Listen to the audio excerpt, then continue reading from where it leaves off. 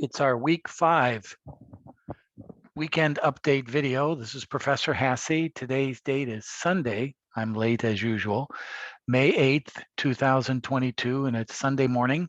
Happy Mother's Day to all the mothers out there. And today our weekend update video is to finish the problem from chapter 9 about discounted cash flow, which will lead into our assignment number 3, which will be posted tomorrow, Monday, May 9th for due May 15th. So again, there was no assignment this weekend. I've had a couple of emails from students saying, can I get an extension? Extension from what? There's no assignment this weekend. Make sure you stay in tune to our Blackboard and to our schedule.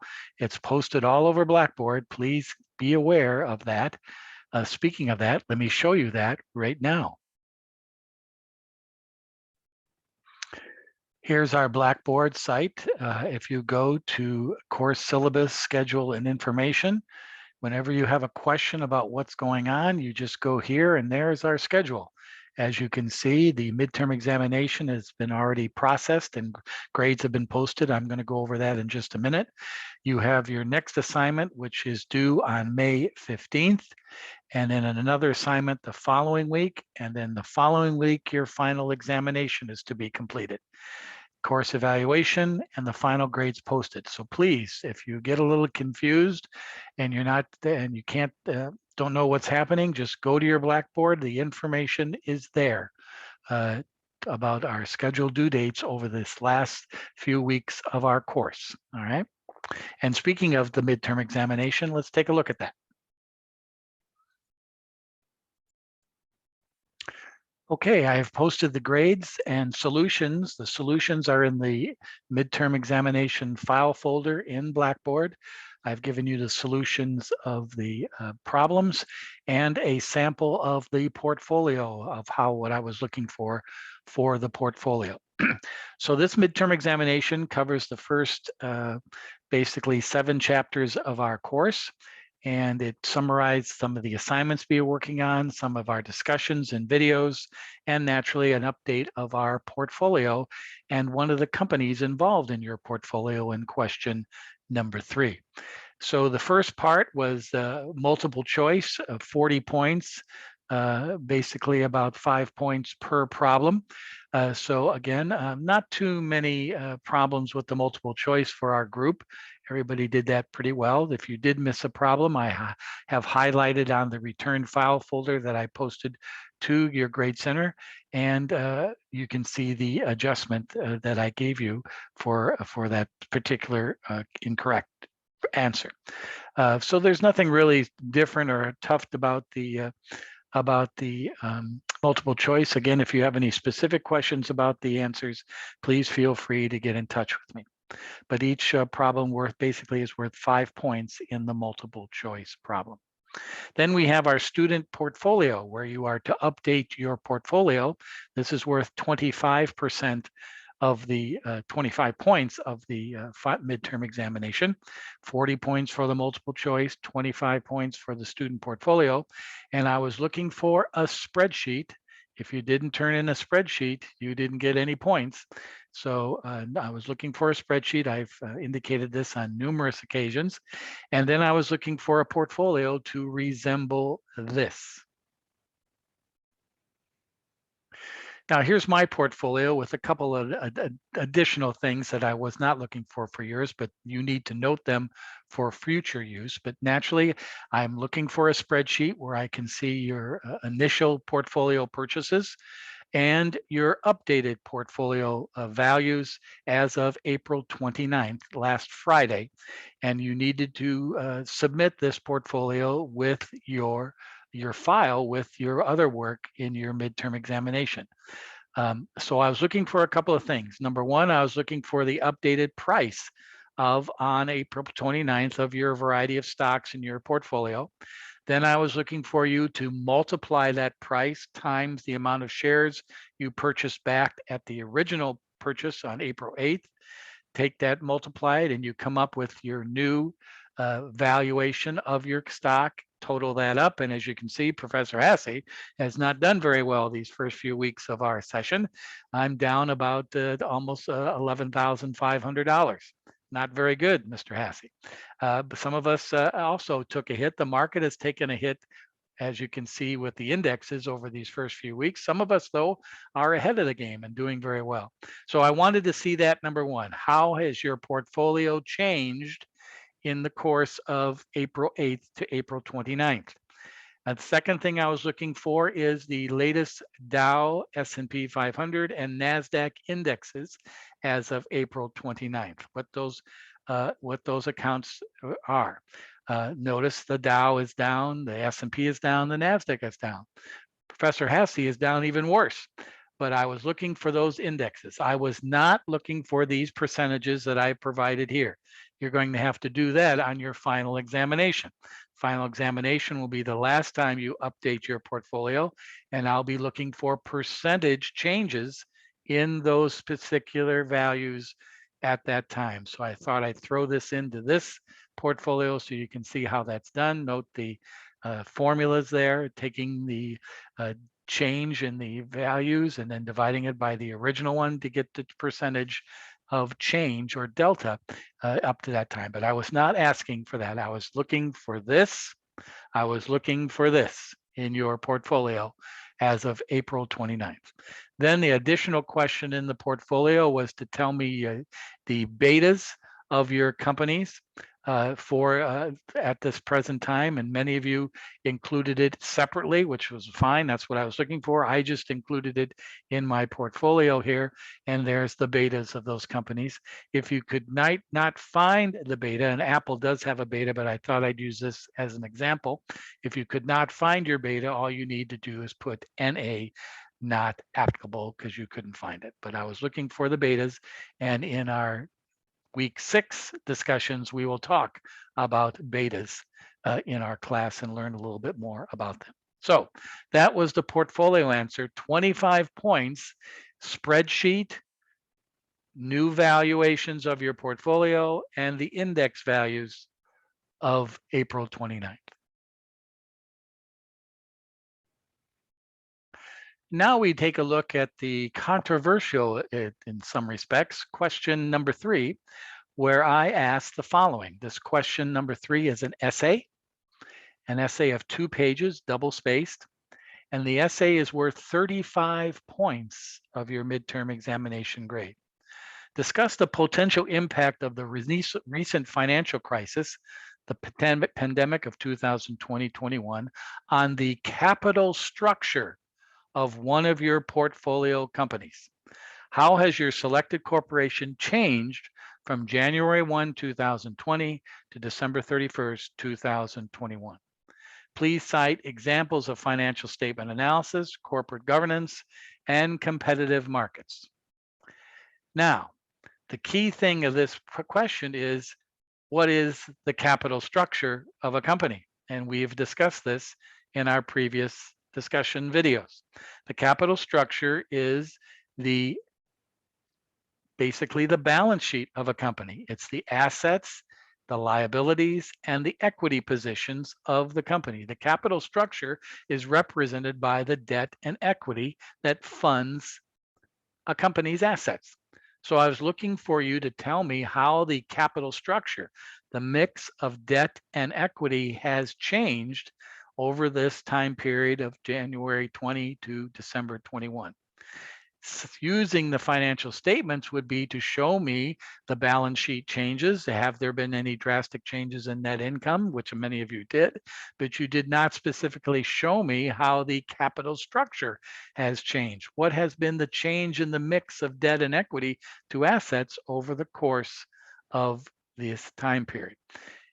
Part of our one of our assignments was to look at the debt ratio of a company. The debt ratio shows the percentage of debt to assets. That's part of the capital structure. I was looking for that specifically in this analysis, and then using examples of corporate governance, markets, financial statement data to show me that. But the key part of the essay was the capital structure.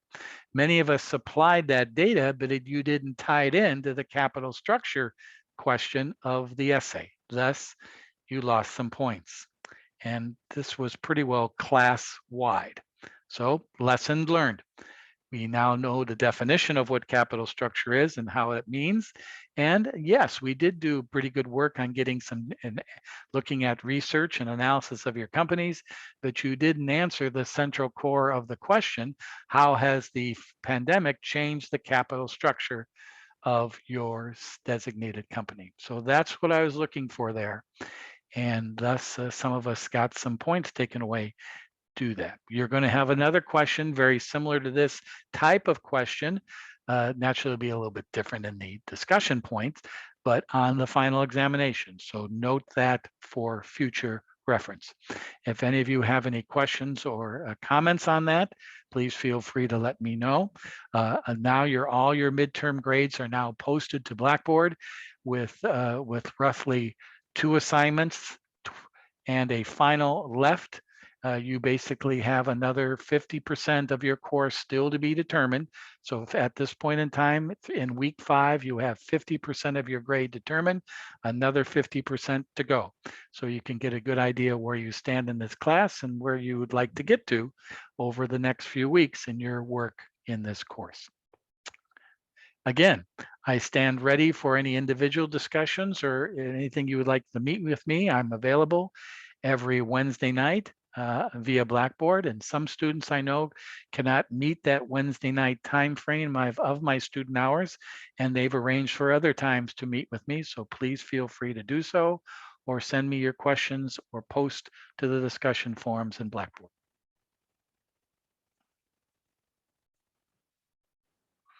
Okay, now let's get back to our discussion on hand for this week number 5. Which will lead into your assignment number 3 of next week. Week 6, you'll have to put together a capital budget analysis spreadsheet, very similar to the work here in questions chapter 8, problems 1 through 8, and the problem we're going to review today, problem 14 in chapter 9, putting together a review of the return off an investment in an asset over a period of time. It's called a capital budget analysis. So remember, in our initial video of this week number 5, we went over the 4 different ways of determining a return on investment: net present value, internal rate of return, profitability index, and the payback method. 4 ways of determining for a investment in an asset, generating a return on that asset over the depreciable life of that asset in dollars, in a percent, in a ratio, and in years. So that was question chapter 8, the 4 definitions of the return analysis. Chapter 9, we now look at putting together a spreadsheet to determine those cash flows that are going to be generated off that investment. Then that leads us into using the 4 methods of determining the return off that investment over a period of time. So that's what we're going to do in problem 9-14. And here's that problem here. Okay, remember, we are now at that part of our discussion in week 5 of now. We know the definitions of finance. We know how to read financial statements in a financial sort of way, financial management sort of way. We know the definitions of bonds or debt. We know the definitions of stock or equity. And now we take all that and start putting together what the past has told us of our company, our trends, our way of raising capital, and looking at the future. Can we invest in assets that generate a return in the future based on our costs and the way we do our business? And this is what we're doing now for basically the balance of the remaining of our course, is now going from looking at the past to looking ahead into the future and determining financial strategies for our companies in the future. And problem 14 is a perfect example of that. Problem 14 tells us that we're going to invest in a capital project. That capital project investment is $45,000 in plant and equipment. That $45,000 is today, year zero. And that $45,000 is going to be generating the following revenues over its depreciable life of 4 years. $40,000 revenue, 30, 20, and 10. Then they give us what the expenses are going to be of generating those revenues. Expenses are 40% of revenue. They tell us that the working capital requirement is going to be expected to be 20% of the revenues. One very important part of your reading in this chapter is what is the definition of working capital. Then they tell us about the depreciation schedule, the cost, the tax rate of the company, which is 40%, and they tell us about the cost of capital is 12%. With all of this information being given to us on page 296 and 297 of the text, what is the project return of this investment of $45,000?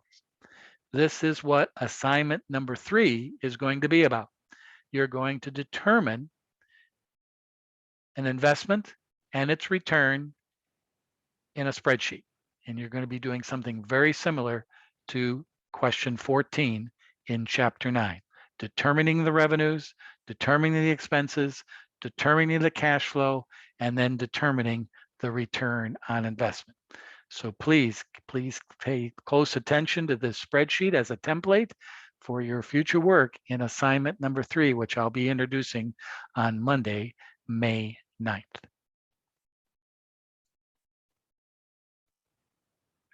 Again, I'm referring to the spreadsheet, week 5 lecture spreadsheet. I've given you a blank version, and then I'll give you a solutions version posted to week 5 in your Blackboard as a review. And this, again, will be a good template for assignment number 3. Again, the purpose of this is we're going to be investing $45,000 today. There's our investment in year 0 of $45,000 today. And we're going to be generating revenues given in the problem. We're going to be generating revenues of $40,000, $30,000, $20,000, and $10,000 every year during that life of that investment in that asset. So we're going to determine this important number down on this line. Let me just highlight that for us. This is what we're going to be trying to determine. What is the net cash flow for this project from year 0 to year 4? And the year 4 is determined by the depreciable life of this $45,000 asset. What is the net cash flow over this period? Once we determine that net cash flow, then we can do these analysis like we did in chapter 8. Remember, in chapter 8, we were told we were given the cash flows, and then we prepared the analysis. Well, in chapter 9 and going forward, we have to determine the cash flows, and that's what this is all about. It's a combination of understanding accounting and also understanding the definition of finance and capital fundraising. So this is a very major step in your business administration studies, because you're going to be using this quite a bit in your future courses and in the real world, understanding the future of what an asset can bring you over time.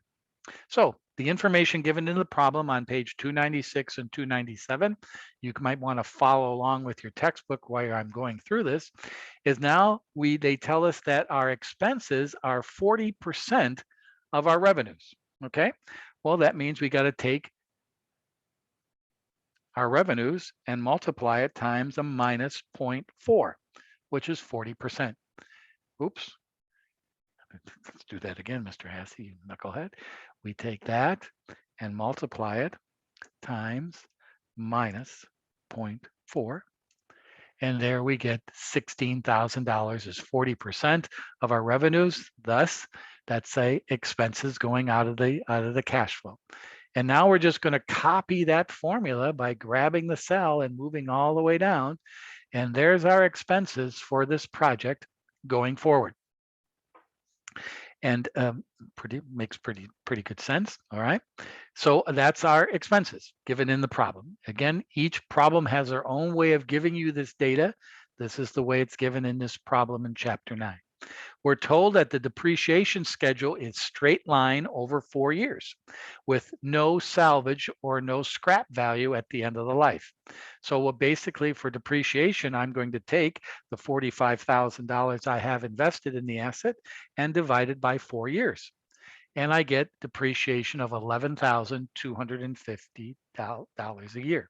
So that again will be another expense, $11,250, which is $11,250, which is our depreciation expense every year for the 4 years. So now we have enough information to determine our earnings before taxes. All we need to do is now take the revenues minus the expenses, and we have our operating profit less.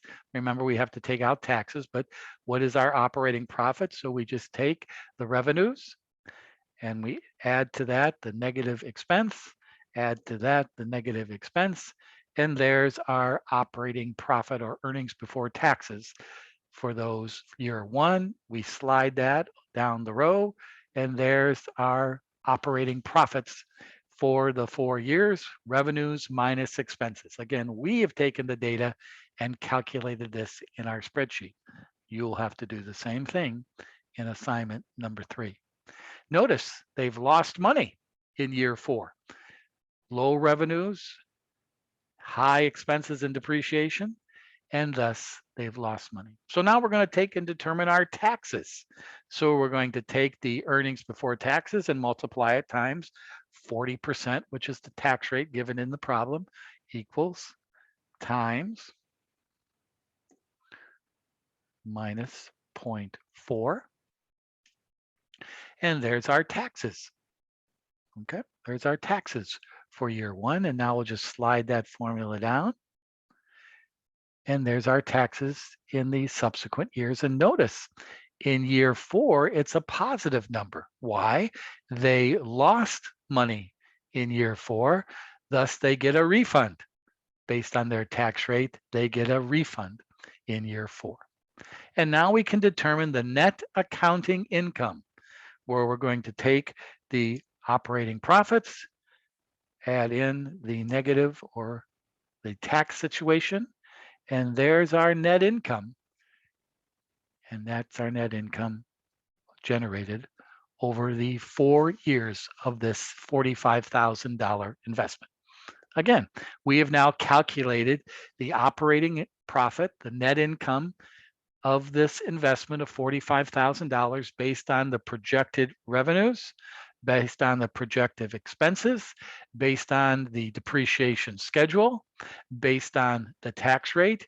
Here's the profits we're generating, net income, net accounting income for the year. But notice, net accounting income is only half of what net cash flow is. We now have to determine the additional items to determine the actual cash flow, not net income or accounting income, but actual cash flow generated from this investment over the course of time. And first of all, we have to take a look at working capital. Remember, they said that working capital is 20% of the revenues generated in the upcoming year. So working capital is like, let me give you an explanation of working capital. Working capital is if you go out and buy an automobile, you go to a car dealer, you buy a car, you pay down payment on cash, you take out the rest in a car loan, and you drive away with the car. You now have an asset of an automobile.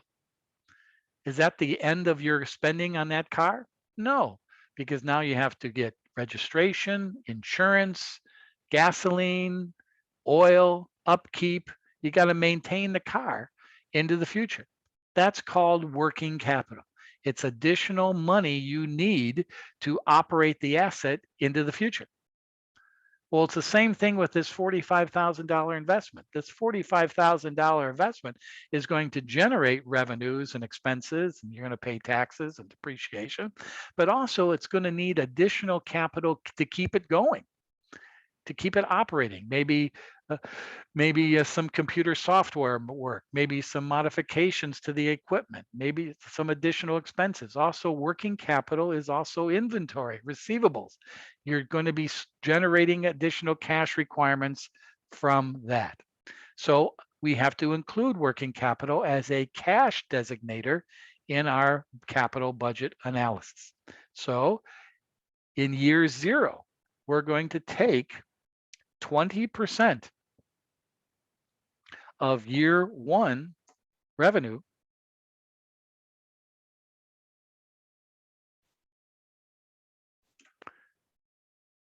oops, let me make sure I do this right. Let's go back and do this again. Equals year 1 revenue times minus 0.2, which is 20%. And there's $8,000. So additional cash is going to be needed based on this working capital arrangement. Now, where does this 20% come from, this working capital amount? It comes from your internal auditors. It comes from your public accountants.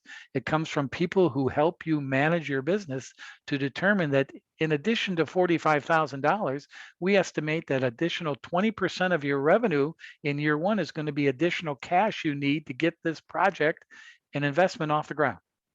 So that's an additional $8,000 in year 0 today. So that means our cash flow in the first year to start this asset is going to be the combination of the investment. Oops, right. Going to be the combination of the investment and the working capital. So we're actually going to be outlying $53,000 in cash today to get this investment off the ground and operating. But also there's going to be working capital changes over the course of its life because notice, revenue changes every year. So we have to maintain a working capital base of 20% of the next year's sales, okay? Well, guess what? Next year's sales is going to be $30,000. So that means if we take 20% of $30,000, that's $6,000. So that means we only need a working capital base now of $6,000 cash. So we're going to be adding back in an additional $2,000 to net out the $6,000. Make sense? Clear as mud, huh? But it makes sense because I'm going to type in $2,000. All right. And what does that mean? Well, now remember, working capital is current assets, current liabilities. It's cash. So it's an ongoing number. So if I take the 8,000 here and add in the 2,000, that means my balance in working capital now is what? $6,000, which happens to be 20% of year 2 revenue. So we're doing this correctly. And it's going to go forward just like this. Year 3, our working capital base now is 20% of 20,000. That's $4,000. So we have to add in another $2,000 of positive cash flow. What's our cash flow balance now in working capital? $4,000. Negative 8 plus the 2 giving back. Year 4, 10,000. 20% of that is 2,000. Add back in another $2,000. We're now down to a $2,000 balance. And then in year 4, there's no more. The project is over. So we add back in the last $2,000 and notice we have now distributed our working capital. Negative cash flow in year 0 and additional cash coming back in as we recoup our investment by operating the business, and working capital is now coming in a positive way. And now we've now operated or shown the working capital cash flow requirement over the life of this asset. The key thing to remember is when you're doing working capital, the total or the sum of the working capital over the life of the project or the investment has to equal 0. At the end of its life, you spent and now money is coming back in as it's being recouped. The net effect of all that line is what? Zero. Negative or zero cash flow. It's netted out over the life of the asset. That's a key thing to remember. When you do this calculation and it doesn't net out to zero, something is amiss. Okay, remember that for the future. Now, depreciation. Since depreciation is an expense up here, it's also what is also considered a non-cash expense. You're not spending any money here.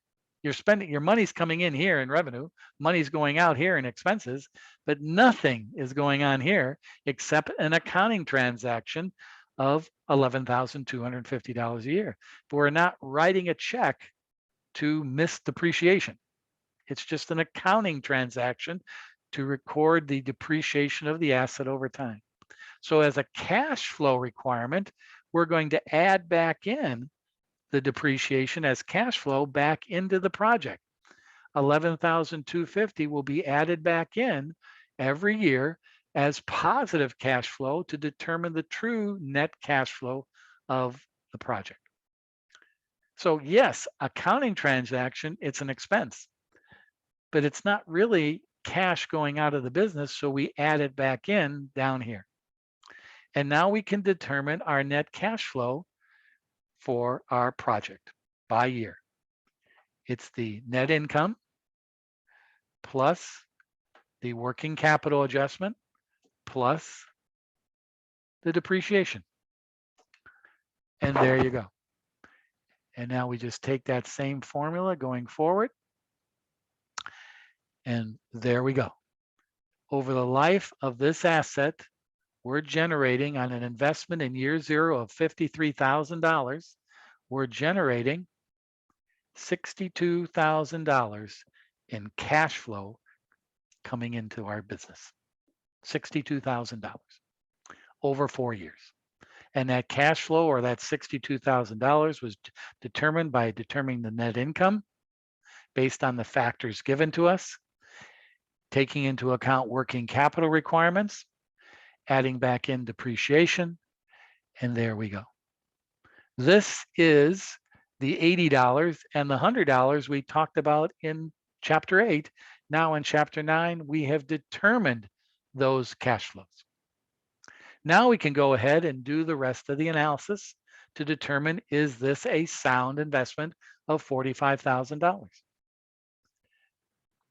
The only difference between this and assignment number 3 is the vernacular is going to be a little bit different, but it's still the same format: net income, working capital, depreciation, net cash flow.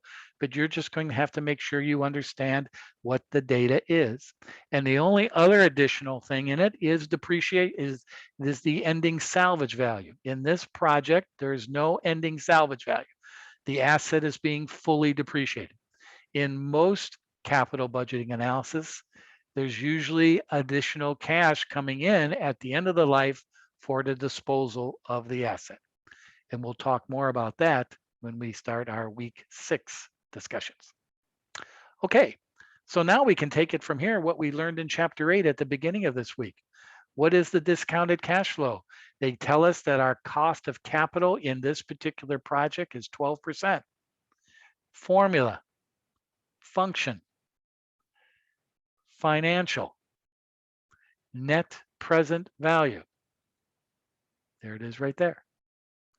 Our cost of capital is 12%. We did this in Chapter 8. Our values are year 1 through year 4. That's the cash flow we just calculated in this problem. Thus, our discounted cash flow is $48,622.29. This $62,000 generated into the future, discounted back to today at our cost of capital of 12%, is $48,622.29. Our net present value is the difference between our investment and our discounted cash flow. And oops, in this project, it's negative $4,377.71. That's not good. Remember in Chapter 8, we had positive net present values. Chapter 9, negative. Let's go on further. What's our internal rate of return? Formula, function, financial, IRR. Here, remember in the IRR calculation, all you do is in the values, you paint from year 0 to year 4, the cash flow, and we'll get a percentage. Year 0 through the final year, and we get 7.5%, which makes sense. If our cost of capital at 12% is producing a negative net present value, that means the internal rate of return is going to be below 12%. Yes, 7.5%. Okay. What's our profitability index? It's the relationship of the discounted cash flow divided by our investment. And that ratio is 0.92. It's not even 1. In other words, our return is 92% of our investment, 0.92. I converted the 53,000 from a negative to a positive to get that number in this analysis. And the payback in years. Well, we're investing $53,000. So that means at the end of year 1, if we take that investment of 53, add in the cash flow of year 1, at the end of year 1, we still have $32,100 to pay back of our investment. In year 2, we take that 32,100 and add in the year 2 cash flow of 17,300. We still have $14,800 to pay back. In year 3, we take that 14,800 and add in the cash flow of year 3, 13,700, and we still have $1,100 to pay back. So we have through year 3, we still have a balance to pay back of our investment based on the cash flows, $1,100 back. We see in year 4, yay, we're going to generate $10,100. So we're going to be able to pay it back in year 4. But how much of year 4 will be needed to pay back that $1,100? So all we do is we do a formula here, equals negative the 1,100 and divide it by the year 4 cash flow. What percent is that 1,100 of the 10,001? And we get 0.11. So our payback in years is 1, 2, 3.11 years. That's our payback. In other words, it took us a full 3 years plus 11% of the 4th year to pay back the $53,000. So as you can see, this analysis is quite a bit different as far as the return is to the Chapter 8 one. In the Chapter 8 one, net present value was positive. Chapter 8, internal rate of return was well above the cost of capital. The profitability index was well above 1. The paybacks was pretty quick, about half the time.